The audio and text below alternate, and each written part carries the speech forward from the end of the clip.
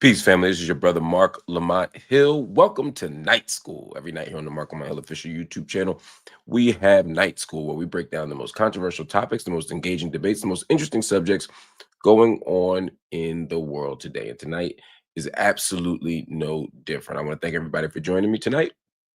And I want to shout out everybody who has been rocking with us as a member or just as a classmate, class attender for the last couple of now almost years. Isn't it crazy how fast time goes, man? We're 2 years in on the channel and, over a year in on night school, man. I'm so grateful to all of you for being here.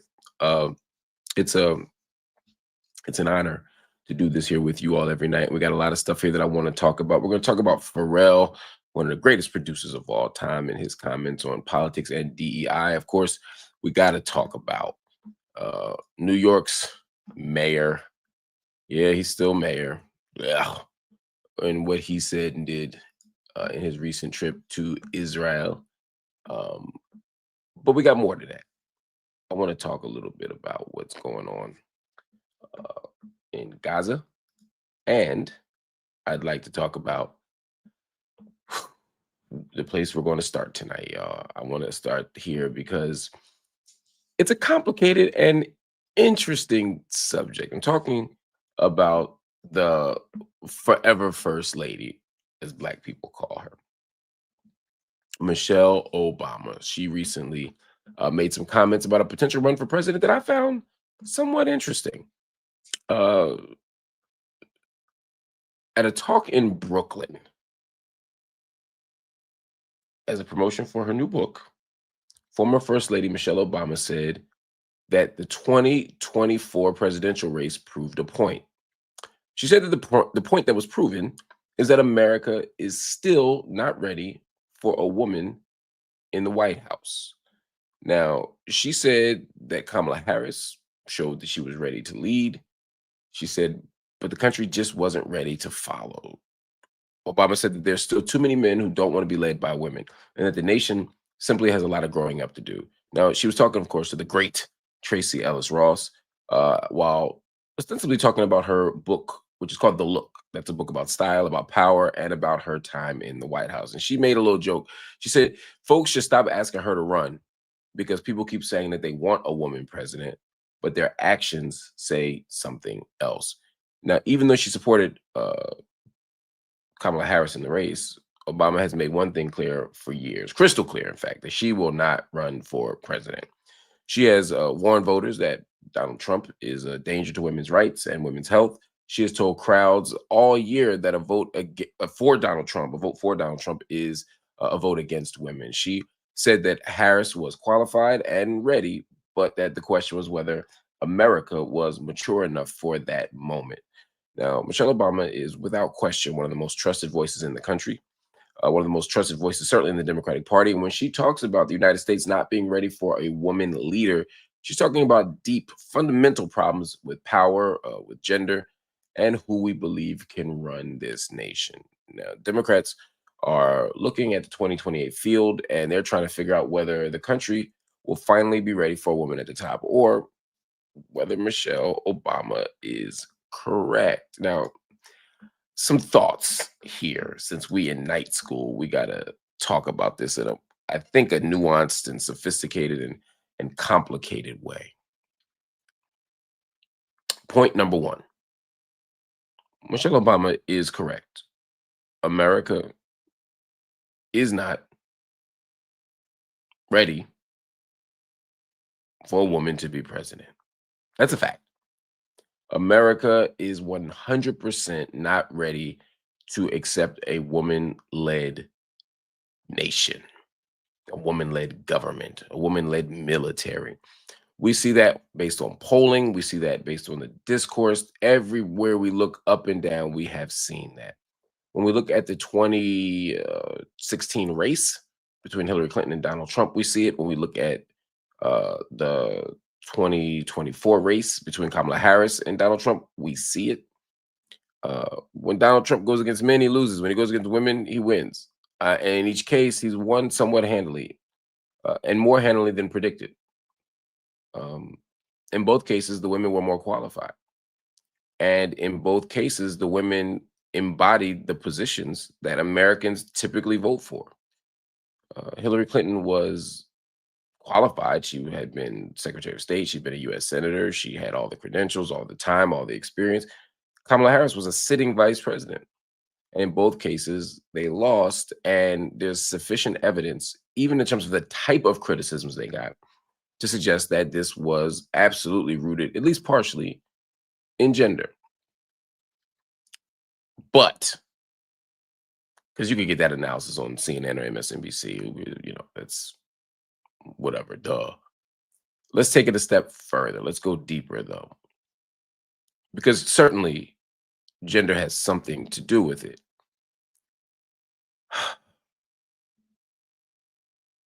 But let's also look at the reason why these people lost. Because America also wasn't mature enough to have a black president,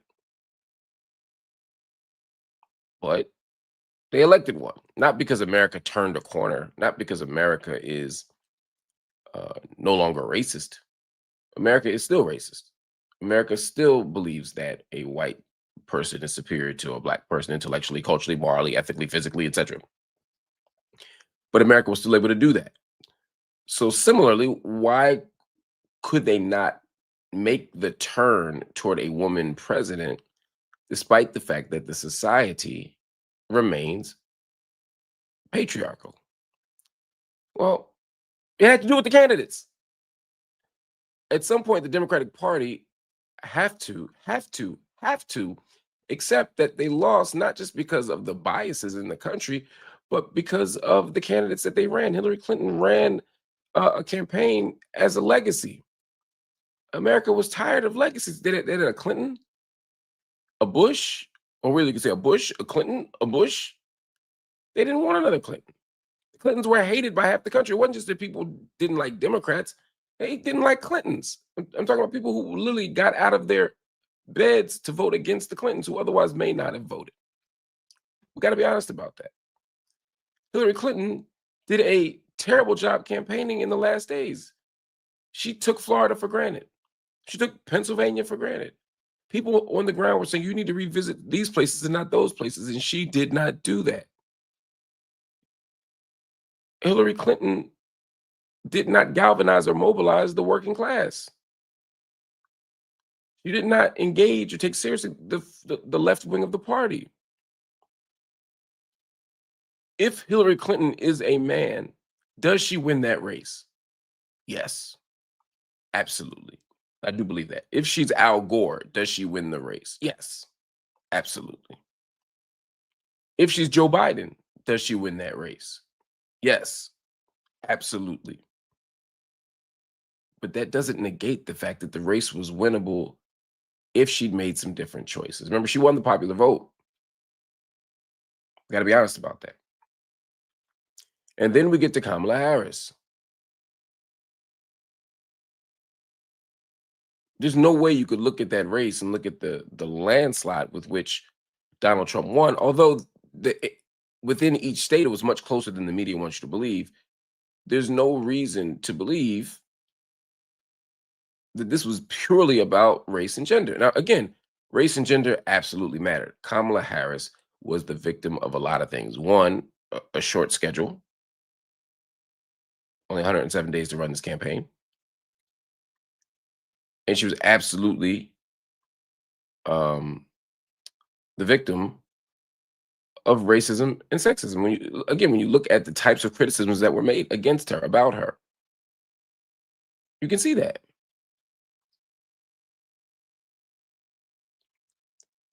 But Kamala Harris also did everything she could to alienate the left wing of her party. And I don't just mean like the hardcore, like radical left. I'm talking about even just regular progressives. Her stance on immigration, both as vice president and as a candidate, alienated folk. Fracking alienated folk. The fact that she kept bringing in, she had Lynn Cheney. You're taking some of the most reviled figures of this young century, like Dick Cheney, and you're bringing them in as resources are assets. In other words, you're saying, look how much the right likes me. Somehow you thought moving toward the middle and moving toward the right would win you votes, and it didn't. And then most importantly, excuse me, you stood 10 toes on a genocide in Gaza. What are we talking about here? The Biden Harris administration supported, endorsed, funded, defended, protected Israel's genocide in Gaza. And mid-genocide, she ran for president. And she had an opportunity to say that she would condition aid to Israel on human rights, on following international law. I mean, low-hanging fruit. And she did not. She could have done more. She could have said more. And if you're mad at me for saying it, Kamala Harris said it herself. Watch her interview with Angela Rye on election day. Read the book. She says they could have done more and said more. And I'm saying even more than she's saying.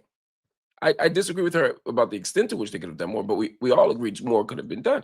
So when you have Muslims, when you have brown folk, when you have black folk, when you have human rights defending folk, we have all these different communities who are outraged and frustrated about her stance on guns, on fossil fuels, on immigration, on Gaza, then it's deeply disingenuous to sit there and say,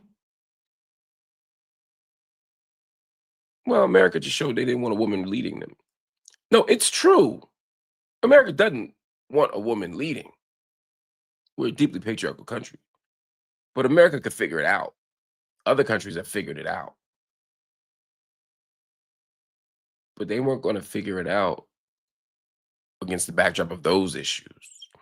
And so when Michelle Obama says she wouldn't run because y'all ain't ready for a woman, I know she's tongue in cheek. I don't think Michelle Obama wants to be president. I don't think she's interested in running for president. I've seen no indication that she would even consider it. This interview is the first time where she's even really seriously even pretended to seriously entertain it. But if Michelle Obama were to not win for president in a race,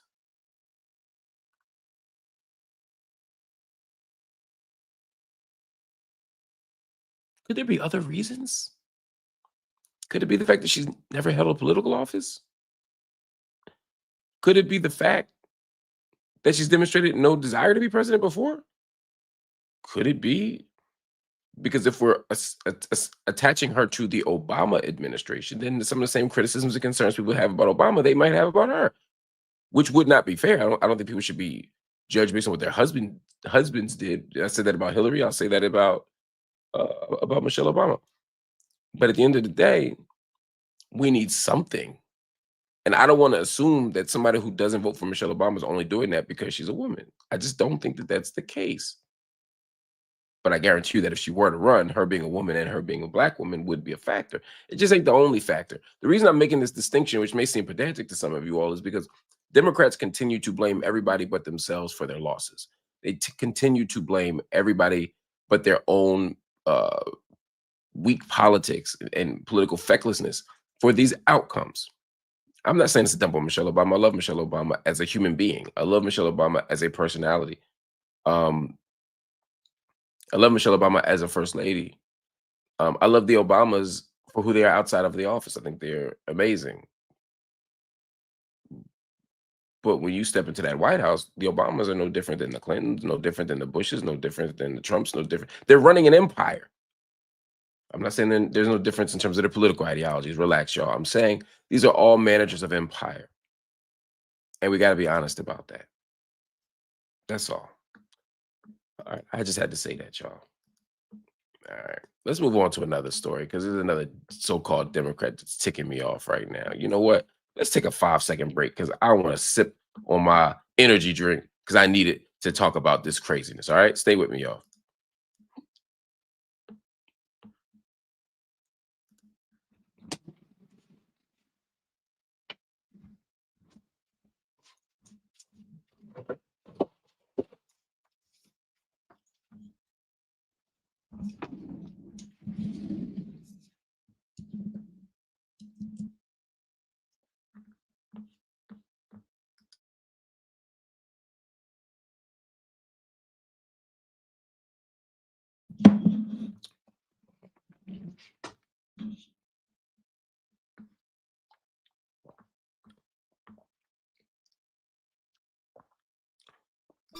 Hit like and subscribe.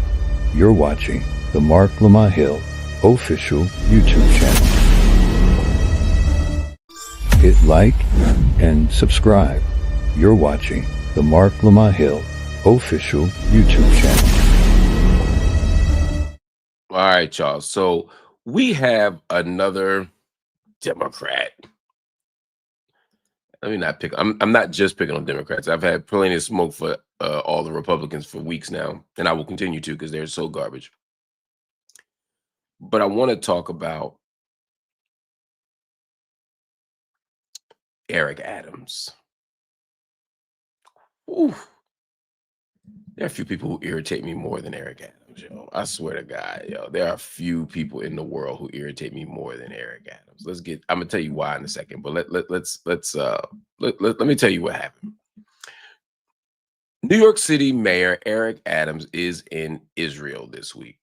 He's meeting with Prime Minister Benjamin Netanyahu, and he is stressing what he calls the quote unbreakable bond between New York and Jerusalem.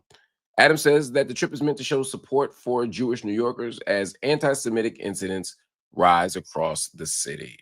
In a message on social media, Adams said that he spoke with Netanyahu about fighting anti-Semitism, and he says that New York stands strong and united against hate.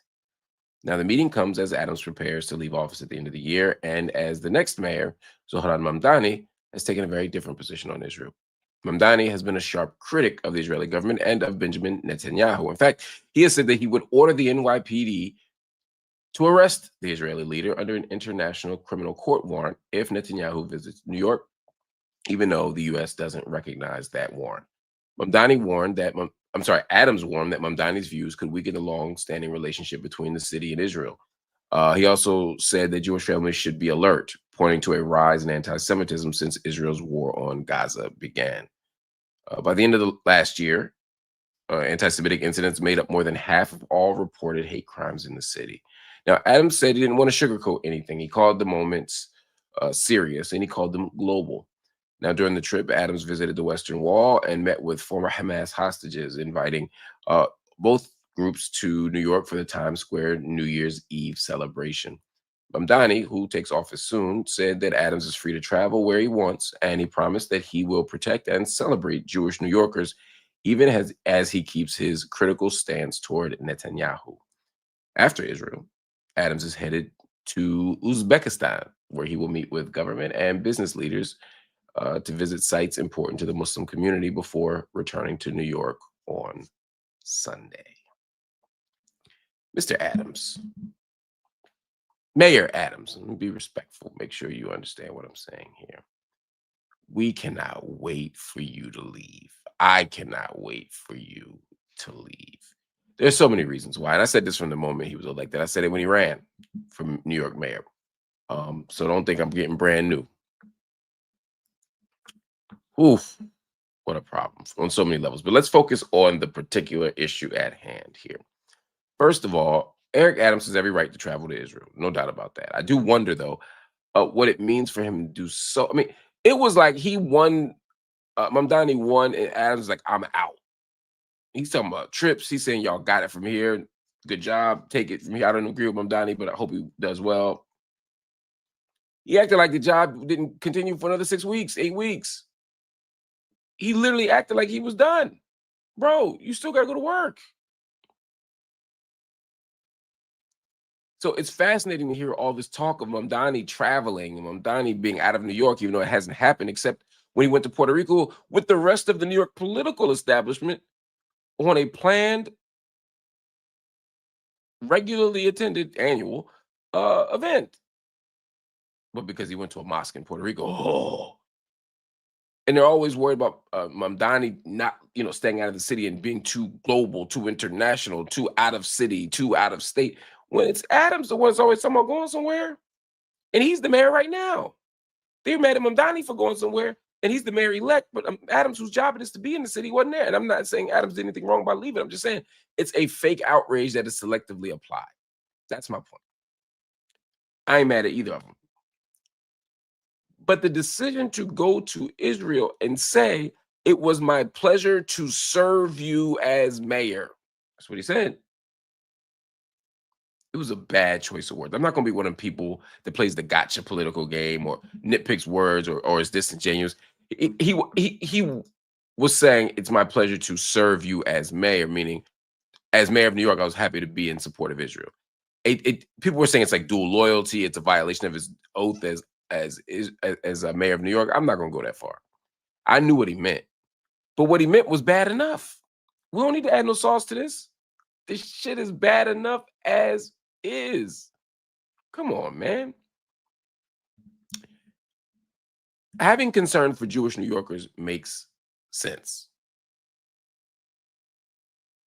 You should have concern for Jewish New Yorkers, just as you should have concern for all New Yorkers. And if there's a rise in anti-Semitism for whatever the reason, you should address it. I ain't mad at that either. So address it in New York, your city.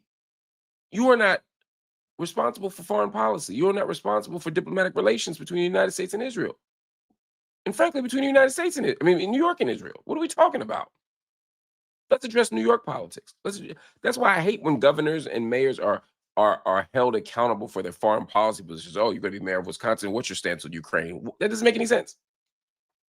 But we specifically do it with people on Israel-Palestine as a means of making them seem strange, radical, out of step, hateful, etc. I saw them do it with Andrew Gillum in Florida.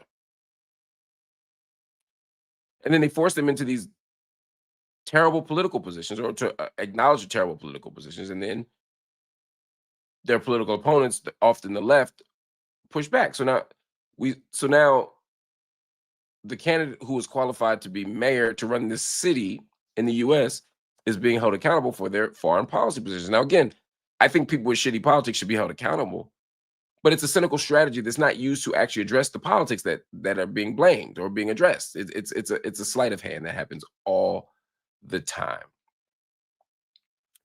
So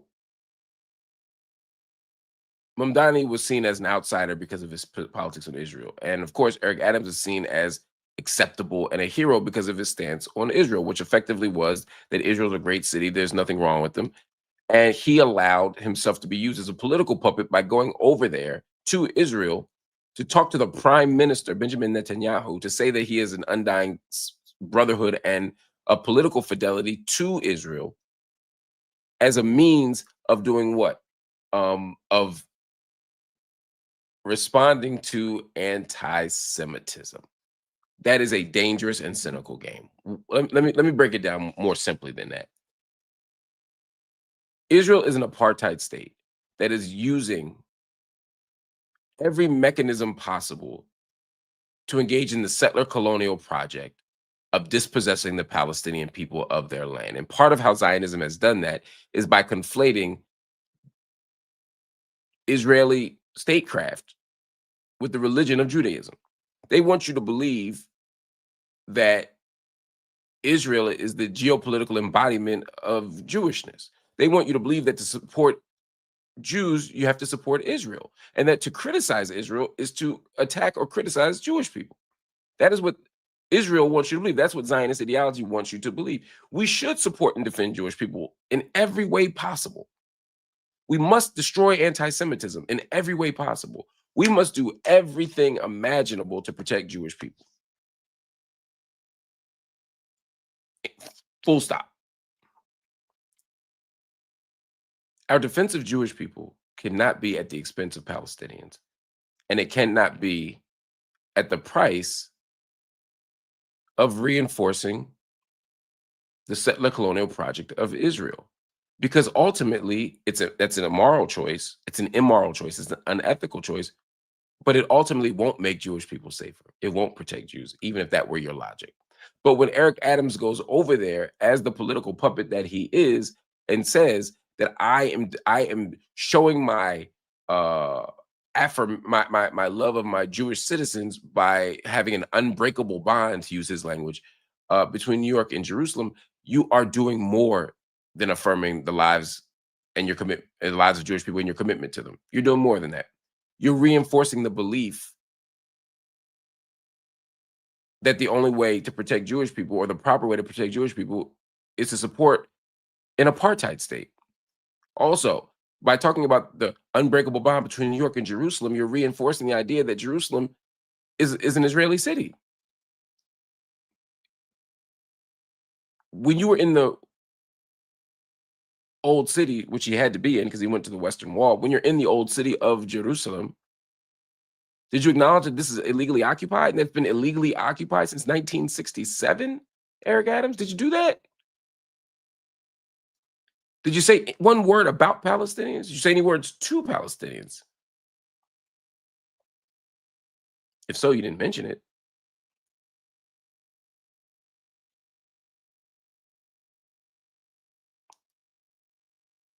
Now, as I mentioned, after Israel, Adams is headed to Uzbekistan. He's going to meet with government business leaders. And he's going to visit Muslim sites. Why are you visiting Muslim sites in Uzbekistan? I mean, there's nothing wrong with visiting Muslim sites in Uzbekistan, but if you want to have a conversation about Muslims, you could have also had a conversation about Muslims in Jerusalem where you are. You could have, I don't know, visited Al Aqsa Mosque. You could have gone to the Muslim quarter of the old city. Or you could have went to Khalil, you could have went to Hebron and looked at Shuhada Street and see what happened there. And look at what the violent settlers are doing. But you didn't want to do that, Eric Adams. You're walking around looking like a head of state. You're walking around being received like a hero because you're willing to carry the water for the Israeli settler colonial project at a moment where the world is seeing exactly how violent the Israeli government, like all imperial governments, can be. Israel ain't the only one. Israel's no more or less violent than the United States, no more or less violent than France, no more or less violent than Germany, no more or less violent than New Zealand, no more or less violent than Canada, no more or less violent than Australia. But we can't hold them to a different standard. They got to get held to the same standard as everybody else. We shouldn't hold Israel to a higher standard. We shouldn't hold Israel to a lower standard. We got to hold Israel to the same standard. And personally, I don't think it's Eric Adams to hold Israel to any standard. I think it's his job to run New York. But if you're going to be outside, bro, be outside. Tell the truth about what's happening. My God. My God, the way you people allow yourselves to be used. New York mayor. Anyway, I digress. Speaking of, you know what? Let me not do that. Let's move on to another story. Let's move on to another story because I'm going to get in trouble with somebody tonight. Otherwise. Pharrell.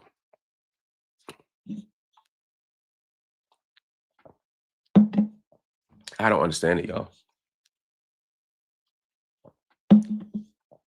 I do not understand why my people acting this way. Why do we scratch when we are not itching? Why do we laugh when we are not tickled? Still talking about Eric Adams. My God. Eric Adams frustrates me. But anyway, let's move on to Pharrell. Let us move on to Pharrell. Pharrell made the headlines this week as well. He's facing some backlash after a video went viral showing him saying that he refuses to take sides in politics. Now, the clip, to no one's surprise, spread quickly on social media, but especially on X. Now, Pharrell, who is 52 years old, said that he, quote, hates politics and believes that choosing a side only leads to division. Now, these comments come at a time when the country has become even more divided in the aftermath of Donald Trump's presidential victory when he was reelected last year.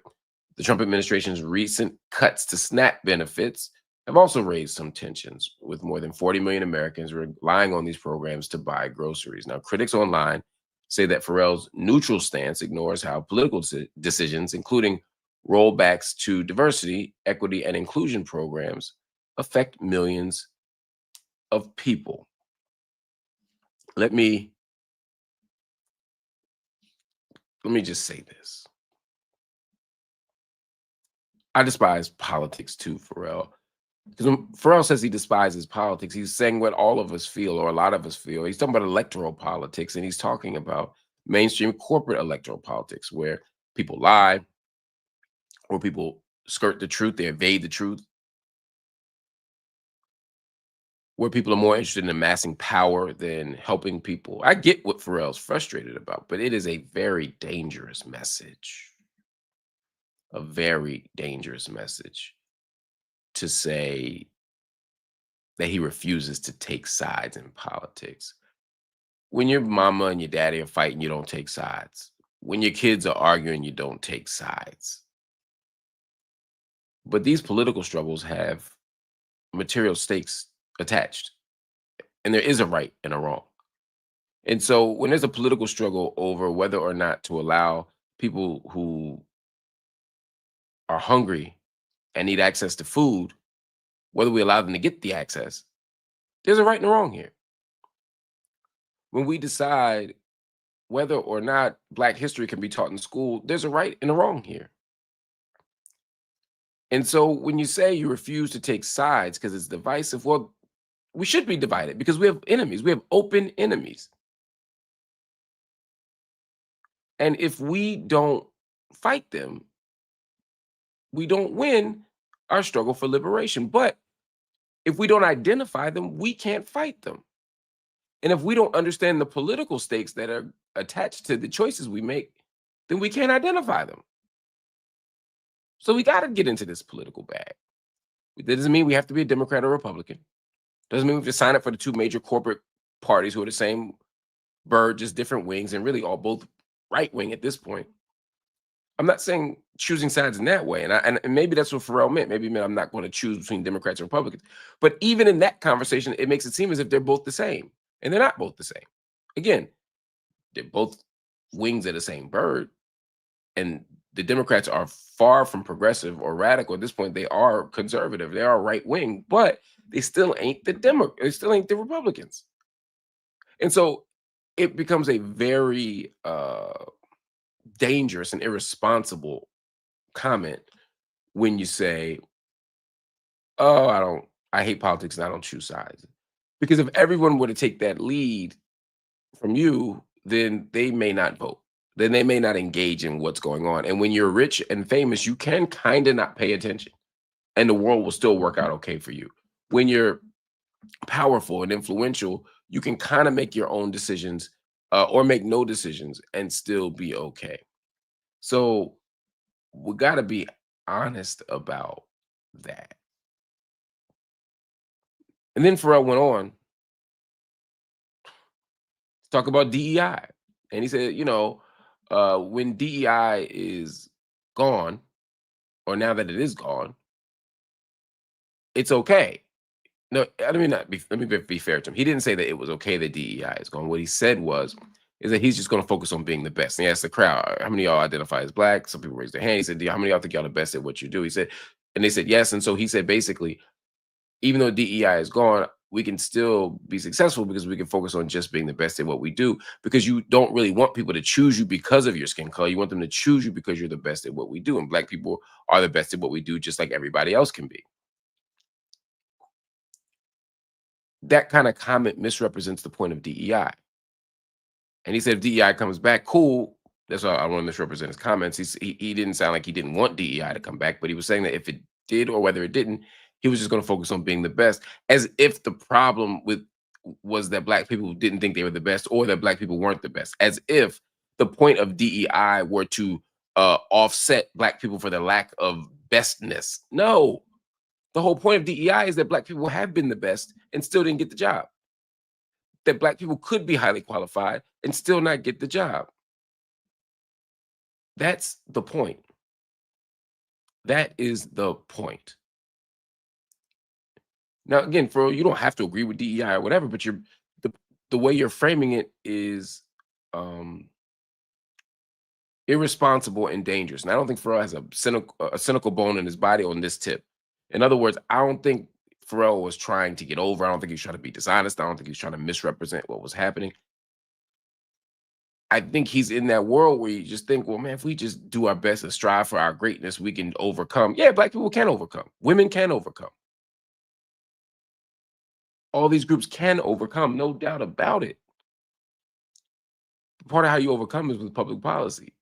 Part of how you overcome is with structural adjustments so that people get a level playing field.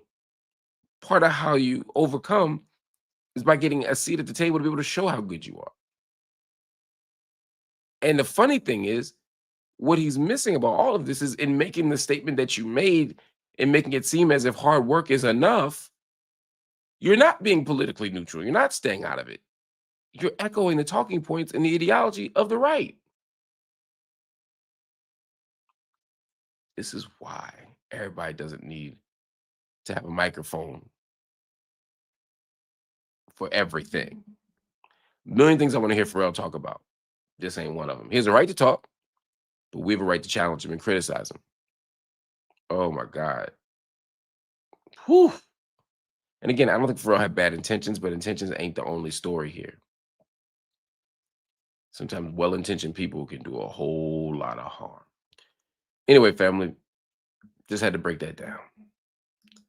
Thank y'all for watching Night School tonight. Before we go, I'm going to take a couple questions, then we're going to slide over to After Class on Patreon. Remember, Patreon is where we're getting down with all kinds of conversations, commentary, extended, extra, and early content, and more. Let's get to it, though. I want to shout out simply Shawnee, who said, I appreciate you, Mark. I appreciate you too, sister. Thank you, thank you, thank you, thank you, thank you.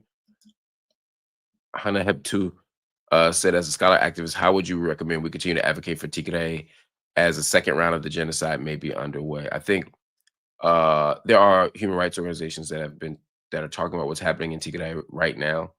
I think we should speak to them. I think there are groups on the ground, and I'll pull up some and put them out there who are talking about. There are human rights groups on the ground that are saying, here's what we need. One of the easy things to do is obviously to provide funding for refugees, because internally displaced refugees are a huge problem with Tigray. There's a huge amount of sexual violence that's been happening in Tigray in the midst of the genocide. There are organizations on the ground providing protection, safety, particularly for women in Tigray. There are there's children's shelters that are needed or that were there but have been underfunded.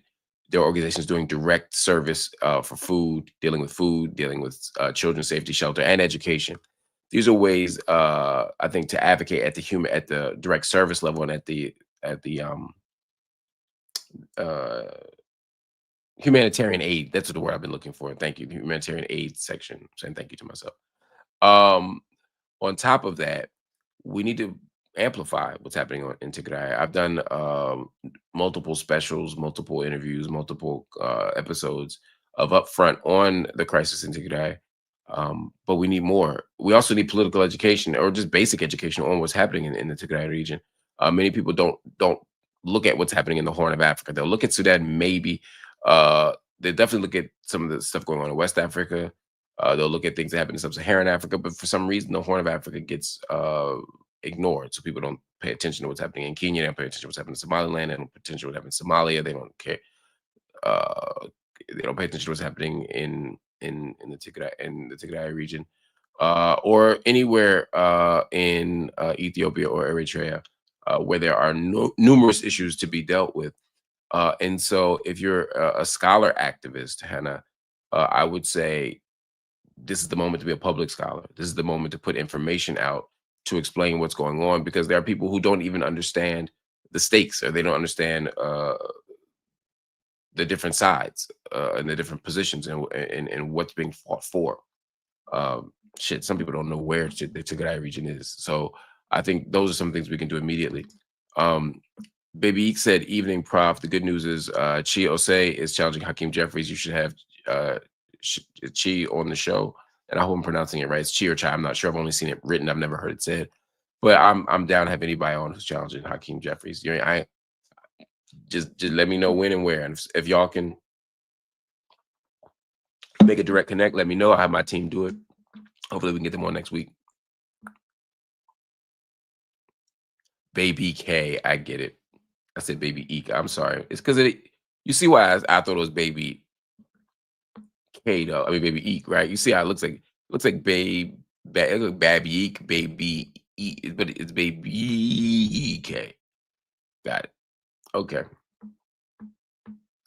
Got it. Got it. Got it. Got it. Got it. All right, family. Uh, before we go, I do want to encourage you all to join me on Patreon, not just for tonight's uh after class, but also in general. We need your support. Building this channel requires support. Night school requires uh support.